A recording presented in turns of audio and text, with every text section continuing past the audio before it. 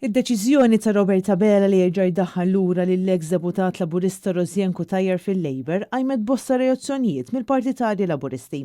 Nanekki fuq il-medja soċjali kien hemm ħafna li kummentaw li Robert Abela spiċċa pupazz tal-klikka li kulħadd jagħmel bih li jrid u jagħmel biss dak li jgħidulu. Persuna partikolari staqsiet għala il-Prim Ministru biddel il-ħsieb tiegħu u jekk hemm xi affarijiet li tista' tikxef Rosien Cutajar u allura qed torbot idejn Robert Abela. Oħrajn ikkummentaw li l-ħażin jibqa' dejjem ħażin jgħaddi kemm jgħaddi żmien u li l-flus li Cutajar ħadet mill-ITS baqgħet qatt ma rritornathom lura. F'April li għadda kif ħareġ miċ-Ċentru Nazzjonali Laburista, Robert Abela kien qal li Rosien Cutajar mhux se tkun qed terġa' tikkontesta l-elezzjoni ġenerali mal-Labor. Iżdissa 9 xhur wara, il-Prim Ministru għamel U-turn oħra u ċeda għal pressjoni li saritlu. Però llum ukoll ikolli ngħid illi jista' jkun illi s-sanzjoni ta' dakinhar illum bit-trepass ta' żmien bil-fatt ta' imġieba tajba tagħha minn dakinhar sal-lum.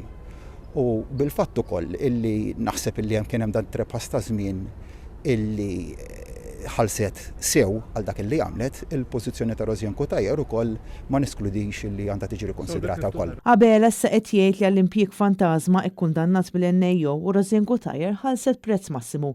B'dan il-prezz massimu ikun biss li jagħmlu ftit xhur isservi bħala deputat indipendenti. Qed nitkellem hawnhekk dwar il-kwistjoni tal-konsulenza tal-ITS.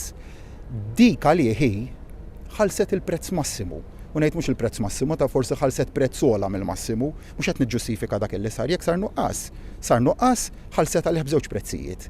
Tneħħija mill-Eżekuttiv u tneħħija mill-Grupp Parlamentari Laburista. Jiġifieri meta titkellem fil-kamp politiku, il-pena kapitali. Sal-lum dawn l-eluf ta' euro li ħadet Rosien Cutajar mill-ITS għadha ma roddithomx lura. U sal-lum għadna ma nafux għal min kienet qed tirreferi meta qalet li kienu qed jitħanżru u li kienet se tibda titħanżer bħalhom. L-uniku fatt ċert huwa li Robert Abela reġa' għamel U-turn oħra u jrid idaħħal lura lil seħbitu tad-distrett.